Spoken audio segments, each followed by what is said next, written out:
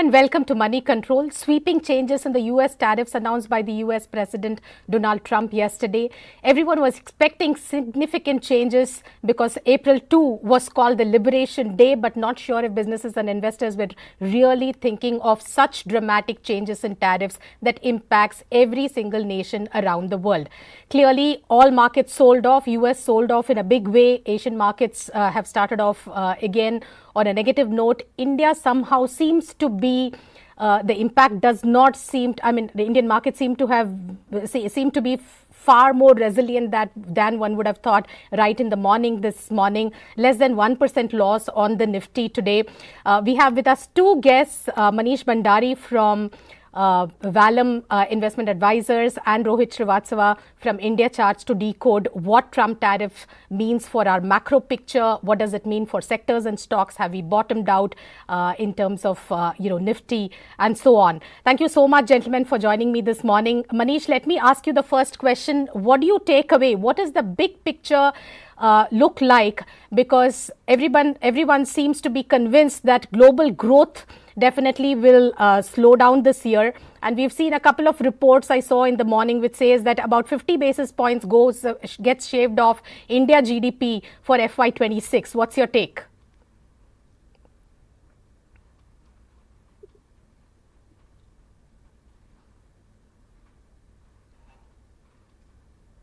Mahalakshmi, I was not able to follow the last line, what you were saying. I'm just saying, what is your big picture takeaway? Yeah. Because everybody seems to be convinced that this doesn't augur well for global growth. So some deceleration in growth is most likely. Even India, a couple of reports this morning which say that at least 50 basis points gets shaved away from India's GDP growth for FY26. So what is your big picture takeaway?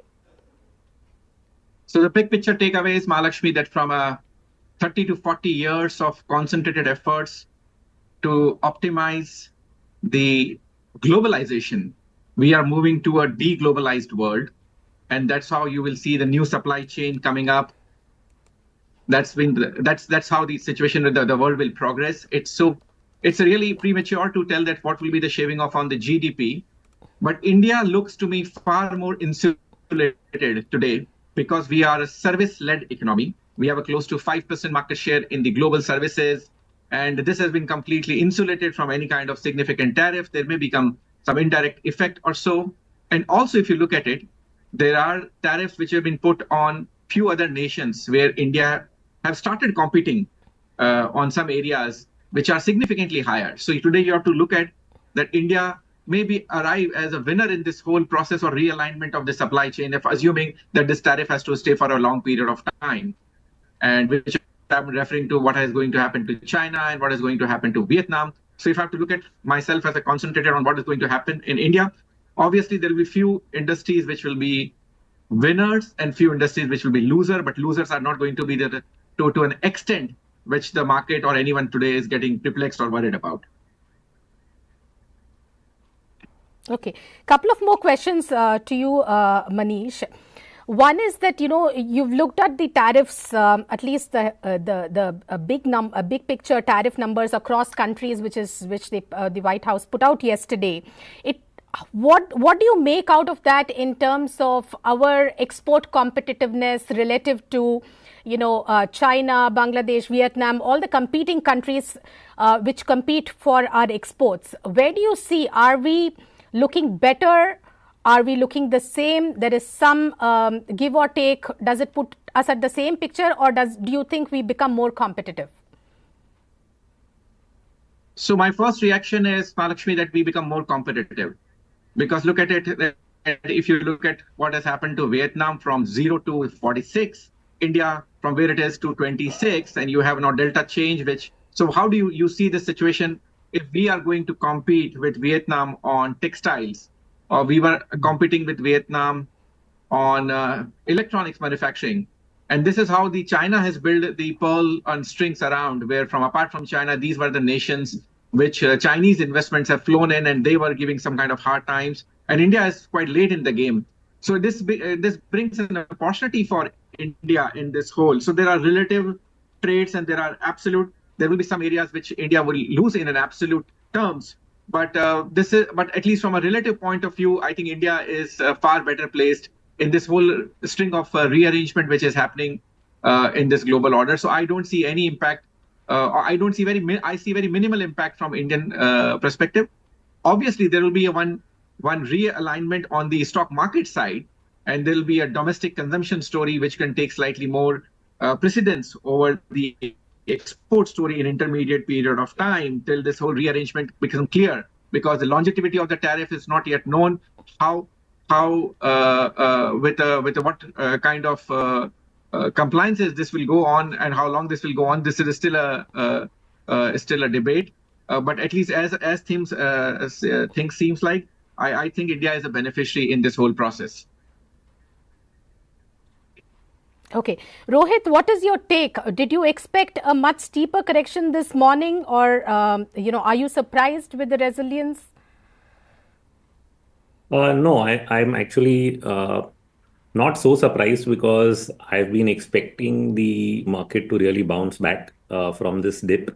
And I've been waiting for the event to get out of the way, because the market's discounting mechanism is that this is an event that you've known for most of the month, which means as you get closer to it, it sort of tends to get discounted within the 1 or 2 day period around the event. That is how historically we've seen these things play out. So maximum fear is actually seen when the announcement actually happens, and that ends up becoming a turning point. That is just how markets behave around events. So with that in mind, I think what we are seeing today could be close to the worst case scenario.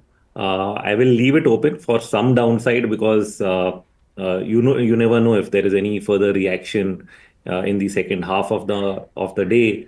We have key supports closer to around, say, 22,930. That's around 61% of the last 6-day advance that we saw, and also it's close to the 20-day moving average. So keeping that as the base level, it's very much possible that the markets actually start finding some support somewhere. You can actually see that in the broad market, because when you see the mid and small cap indices, or you see Bank Nifty, which is slightly positive right now, you find that the undertone is not so bad. In fact, even a day before, when the market was falling, the breadth was actually positive. So we are seeing the broad market hold out even as the index is reacting to the news flow, which is sort of a good sign. So we're just going to deal with what the Nifty ends up doing. But overall, the market has started on a recovery phase, is what it looks like.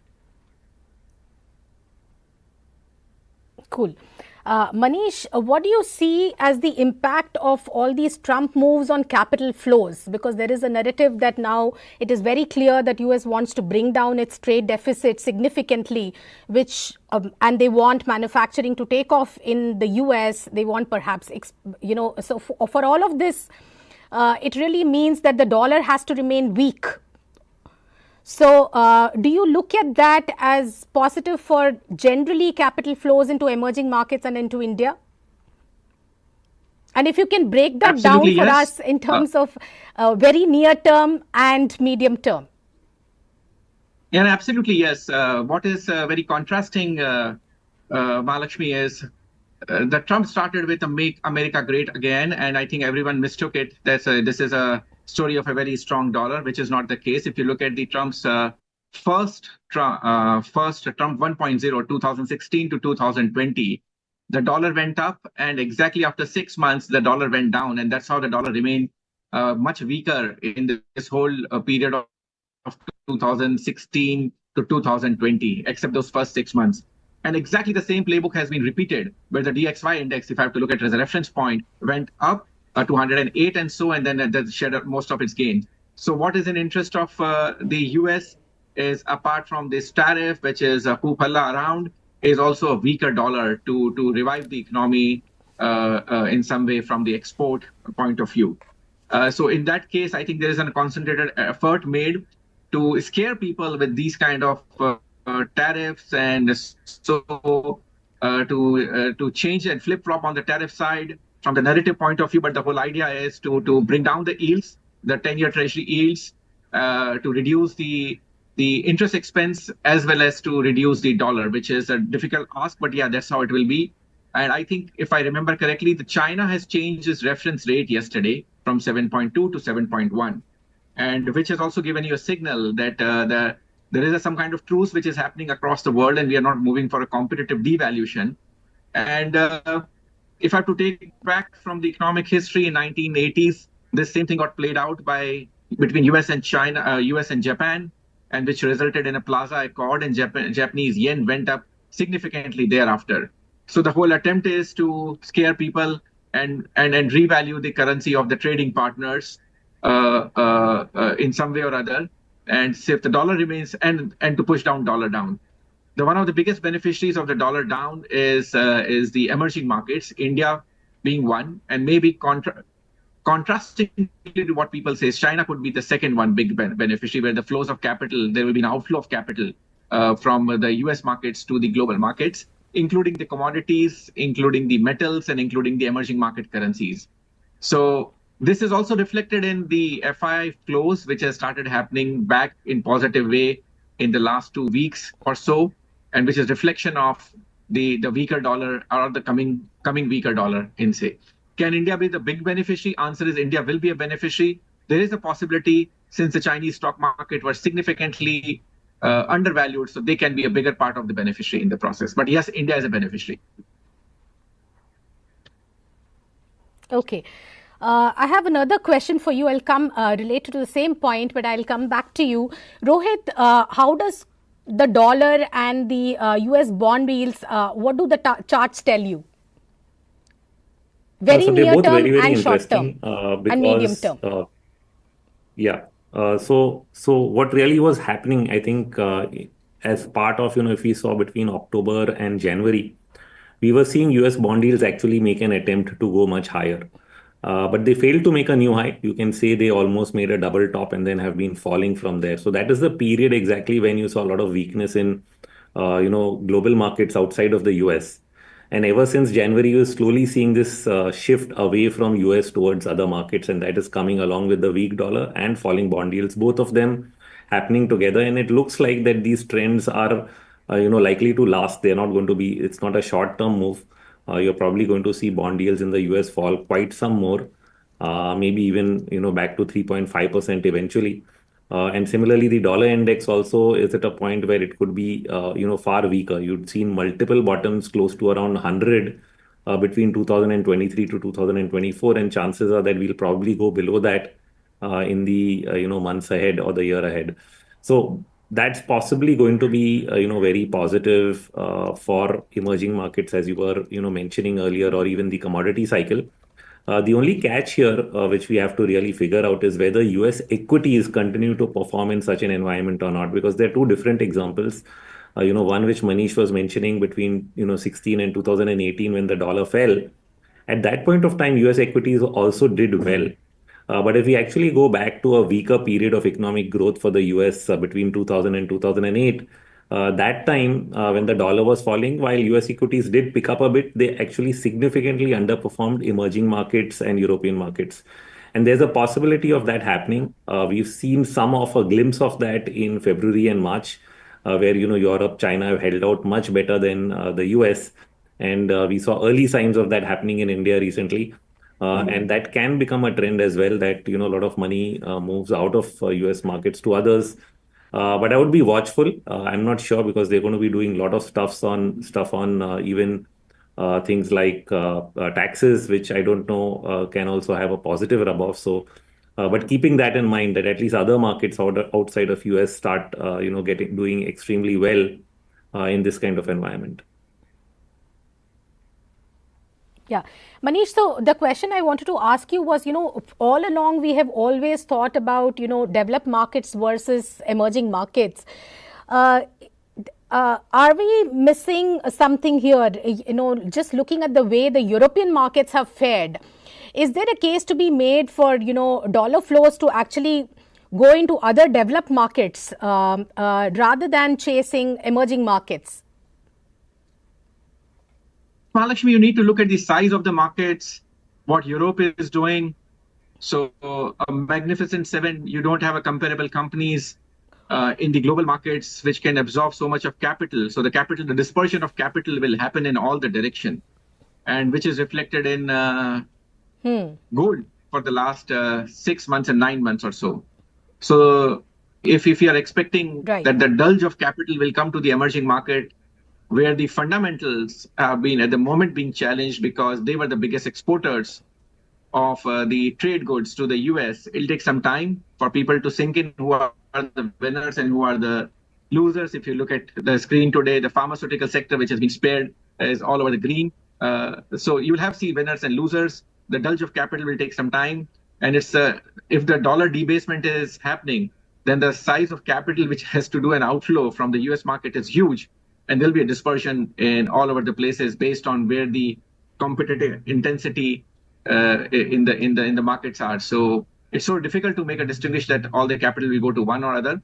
But yes, the size of capital is big enough to get dispersion, and that will decide the relative size of those markets will decide where the capital will go.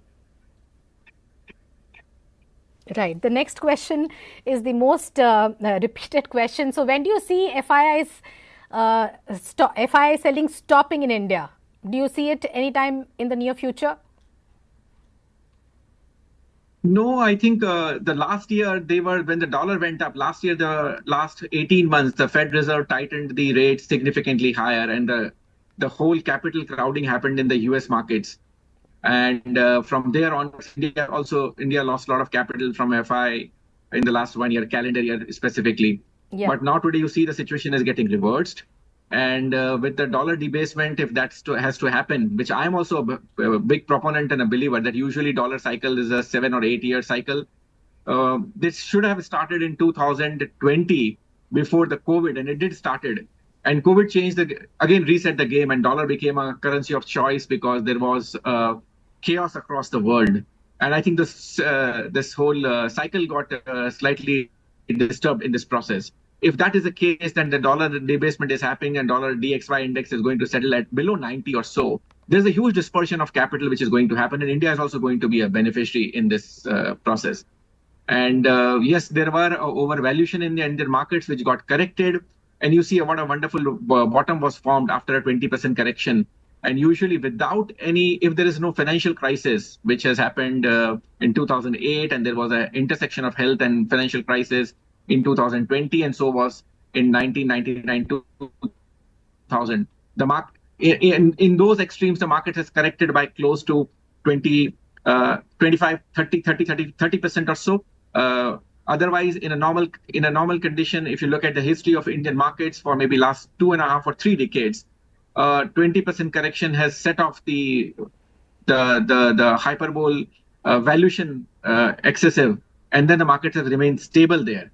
So the bottom has already been formed. Is the market going up in a hurry? Answer is no, because there will be winners and losers. But yes, this is getting base formed in the next year's time frame for the next level of cycle to go up in the market. And if there is any weakness on the domestic side, I think that will get picked up by the FIIs. But remember, the choices of the stocks are a bit different for FIIs versus the domestic institutions. So those choices will make sure that you will have one winner and one losers in the process. Right. So you are saying that FII selling could stop. The sharp selling that we saw last year, are we nearing the end of it? Yes, absolutely. I made this case on 2 occasions in this program that FI selling is already over, and I have not seen an FI selling with the debasement of the US dollar, because you have so look at when the last I looked at it, maybe 3-4 days back, the US IT index was down close to 17 or 18% after the release of DeepSeek. So was the case in the Indian IT industry, and the Chinese IT industry was up. So the case was very beautifully made that there was a capital concentration in the few US stocks, which went out to the other places, and the US exceptionalism was completely challenged. So the interesting part in this whole game is that the concentration of the capital in the US markets, as well as in the US stock market, as well as in the US dollar, they both have interplayed each other. If that is going to end, or it is going to slow down substantially and you see some kind of reversal, then the capital flow is getting dispersed. It could happen in the European markets, because the European financials are one of the best performing assets at the moment. They were under depressed for a long period of time. and now you're seeing the bazookas in the European market because of the defense spending and so on and so forth. And so will be the other emerging markets. It's so hard for me to tell you that which one will be the highest recipient. But yes, except US, everything else will be a recipient of the capital. Okay. Rohit, what is your sense on interest rates? Because at least, from what we gather, all these moves, this readjustment in tariff will finally get reflected in the inflation numbers, which will prevent rates from going down further. Fundamentally, do you agree to that view, and what are charts telling you?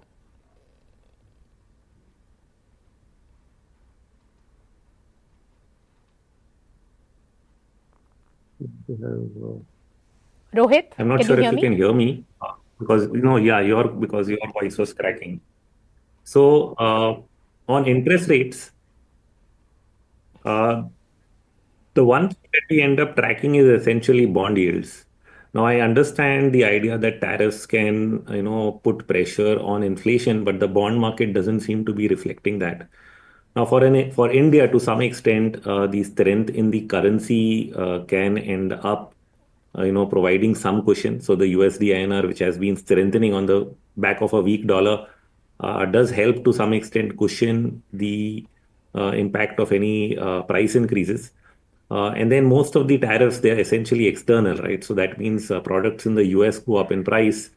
Does that impact inflation in India? So specific to India, if I'm looking at bond yields falling over the last week, it's indicative that we should continue on the trajectory of lowering interest rates. And that's sort of been the trend, I think, in most parts of the world, whether it's Europe, who've been cutting rates. I think except for Japan, that has raised rates. Everywhere else, we're actually seeing rates being cut. It may make it slightly more difficult for the US to continue on that trajectory. That is, I think, the only risk. But right now, even if I look at US 10-year bond yields, they are coming off. Even overnight, they have come off. So the reason for that might be very, very different. It might have to do less with inflation, but more to do with the idea that the income that they're really going to get from tariffs and the spending cuts will eventually lead to a smaller deficit, and which is why the US bond market is easing a bit. And the easing of the US bond market indirectly does reduce pressure on bond yields in other markets, including India. And in that sense, for India, it's still good because if we don't have pressure on bond yields, that means we can continue to cut rates. So from an India perspective, I think the trajectory for lower interest rates does not change. Though for US, we can argue that, can they really continue to cut in the face of increased inflation?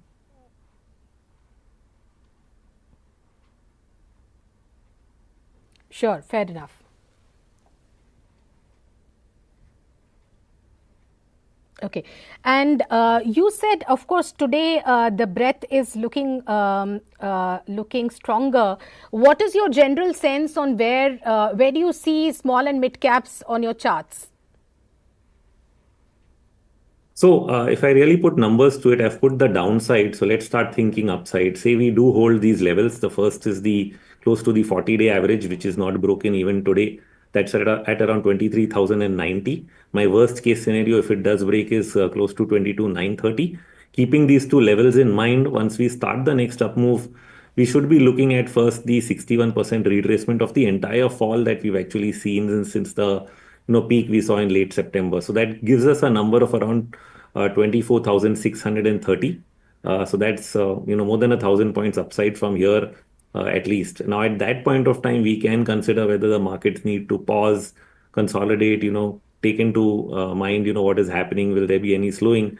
But right now, technically, I think there is a case holding these supports for an up move towards 24,600.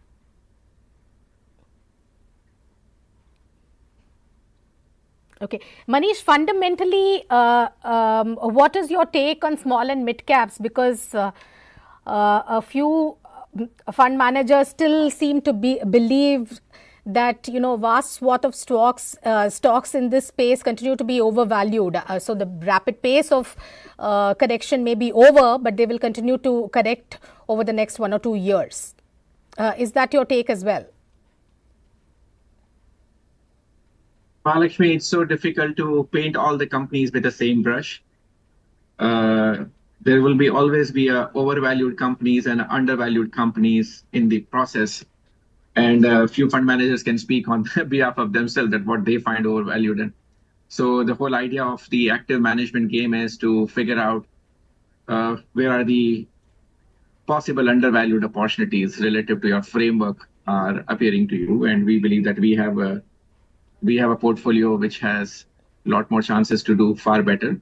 Midcap as a space has done, if you look at the last corporate earnings cycle, and even maybe a trailing 12 months corporate earning cycles, midcap has done far better than the large caps as well as than the small caps even as a space. If you have to look at midcap as a space from an earning perspective, X of commodities, X of commodities.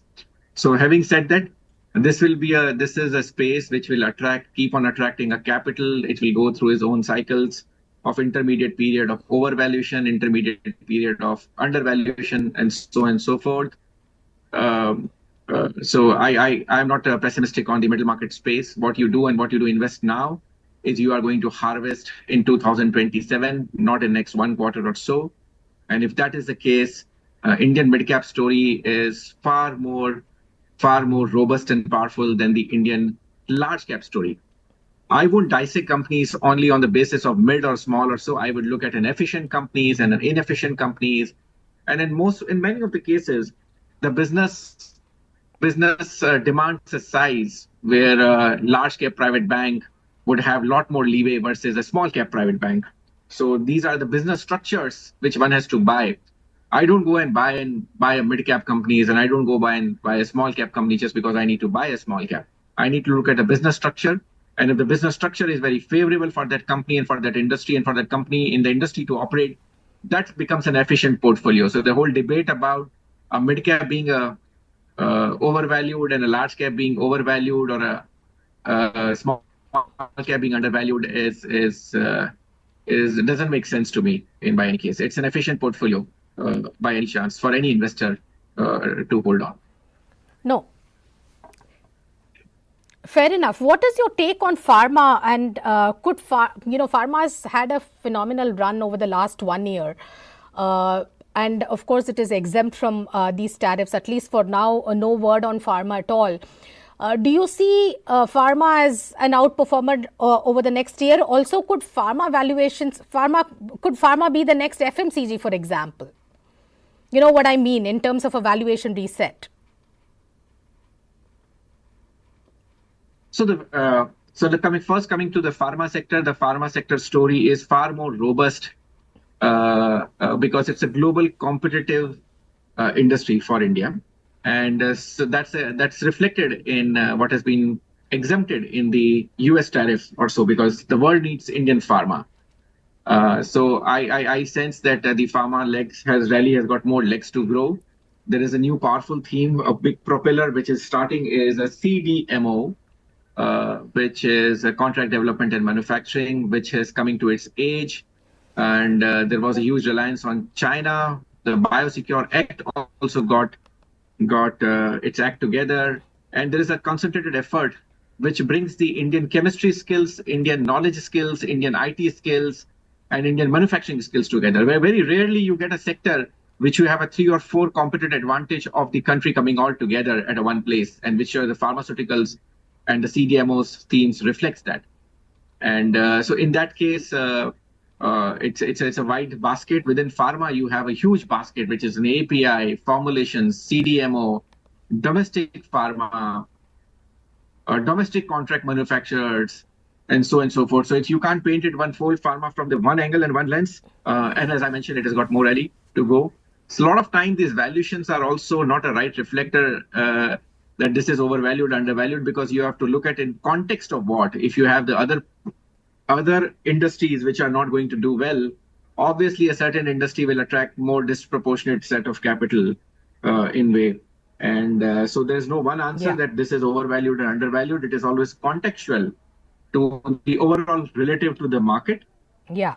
And so this whole large cap debate become contextual, that they are better placed to hide, not to grow your capital when it comes to the mid cap, large cap, and small cap debate.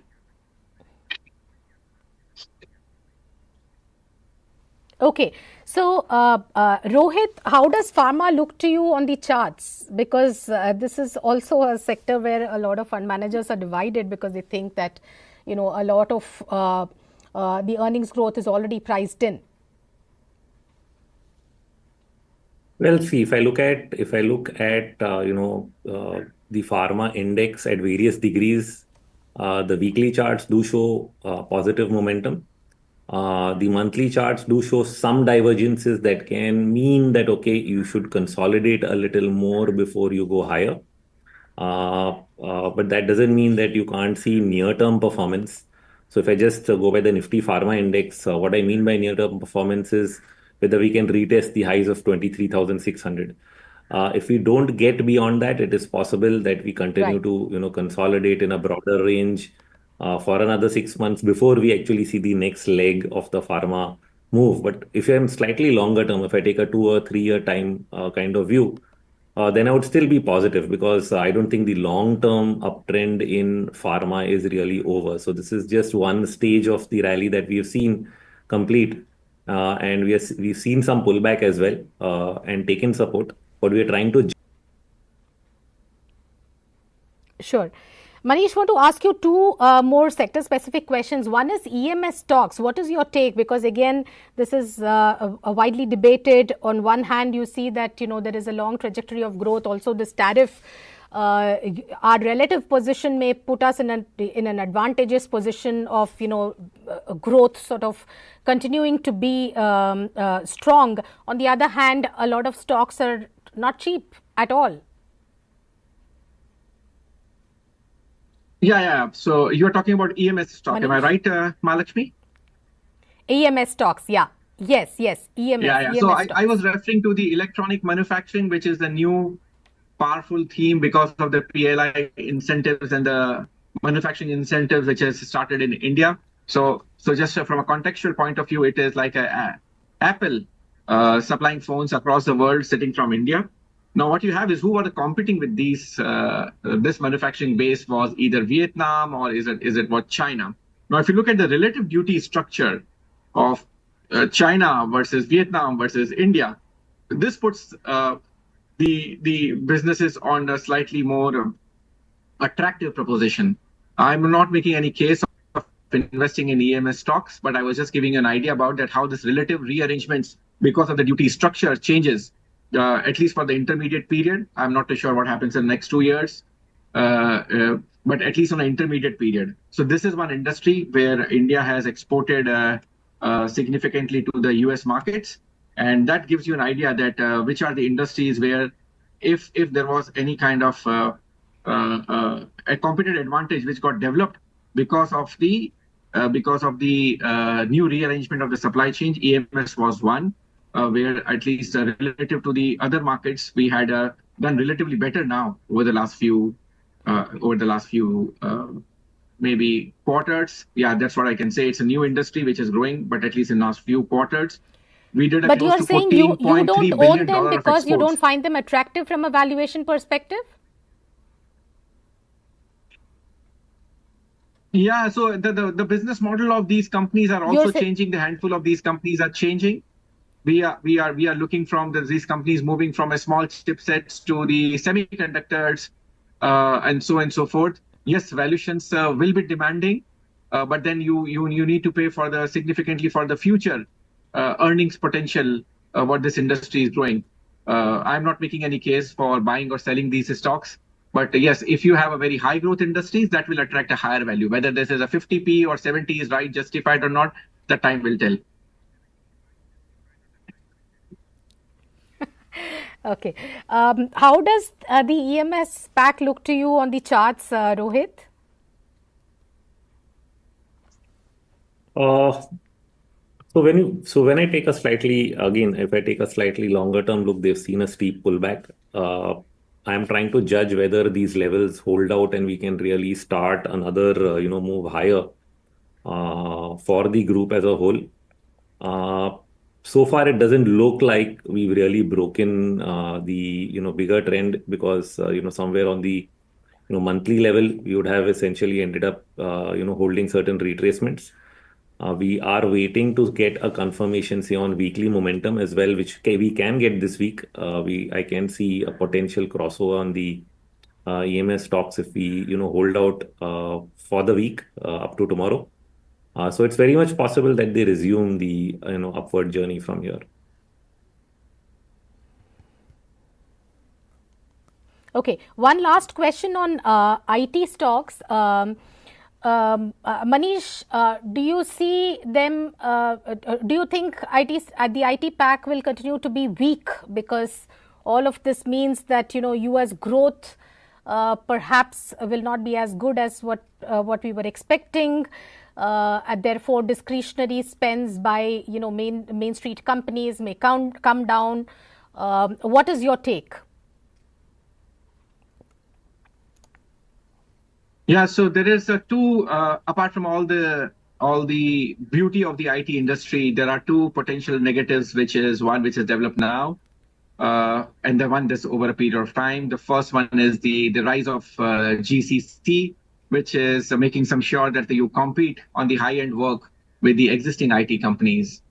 So that is one. Second thing is, if you look at what has happened in the US markets after the release of the DeepSeek, there is a huge cost pressure on all the investment which has been done in the garb of artificial intelligence or the OpenAI or any of the other such kind of technical tools, which the Chinese DeepSeek did give an impression that it could be done at maybe 1/10 of the cost or less than 1/10 of the cost.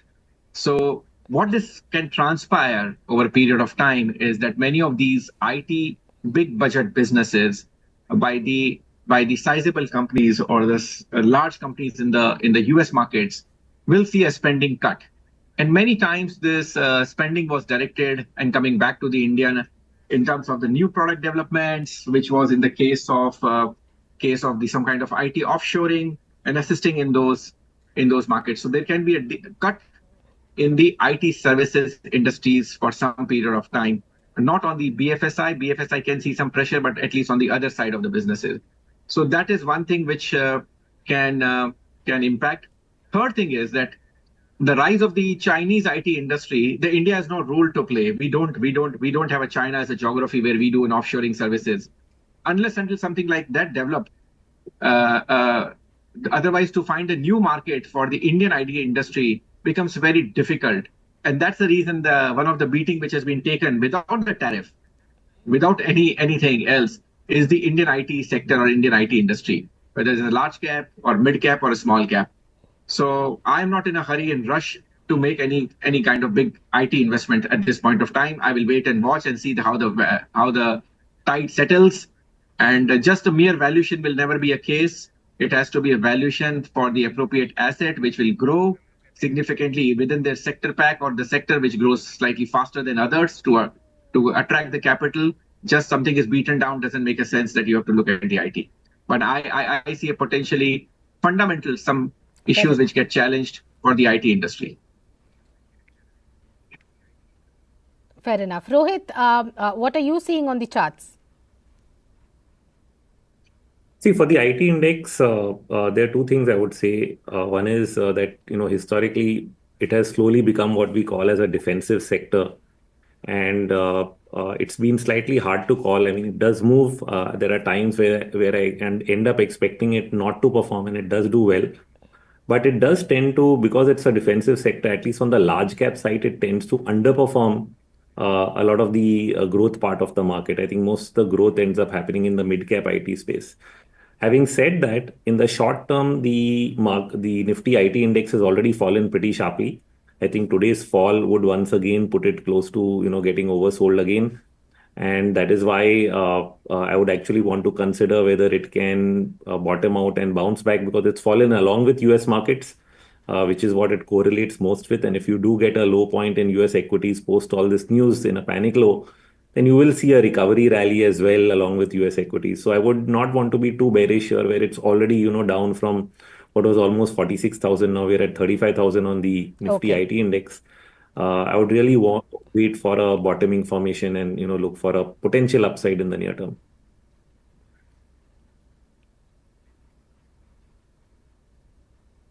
Okay. Last question, Manish. So, what are your top picks? I think you did say that you will focus on more domestic focused companies, but lay down your top 3 bets.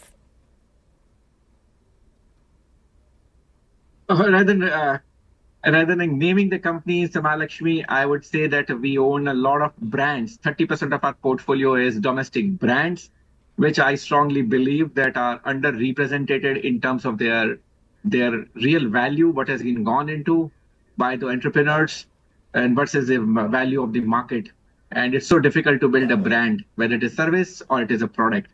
So, and there have been the consumption portion of the India has not really worked from the stock market perspective for some time. So I see a value in the consumption pack, and mostly, as I said, it's a brand. What we own a significant portion of our investments into healthcare. And as I mentioned during our call today or our conversation today was on the CDMO side or the opportunities, which will be an intersection of the skills, what India has, a chemistry skill, a manufacturing skill, and a technical skill or a technology point of view. So that is another area which we own a significant portion. So these are the areas which I see which will do well. And some way I think the portfolio will also go for a real relook after this whole tariff, that where all the new side of opportunities are sitting now, or is going to sit now in a world which is so relative and so fast moving. Sure. Thank you so much, Manish, and thank you so much, Rohit. Wonderful talking to you this morning. Thank you so much. Such a pleasure. That's Thank all you. on the Thank show you for this hosting us, morning. Mahalakshmi. Thank you so much. I hope you got some insights on how markets will go from here on. Thank you.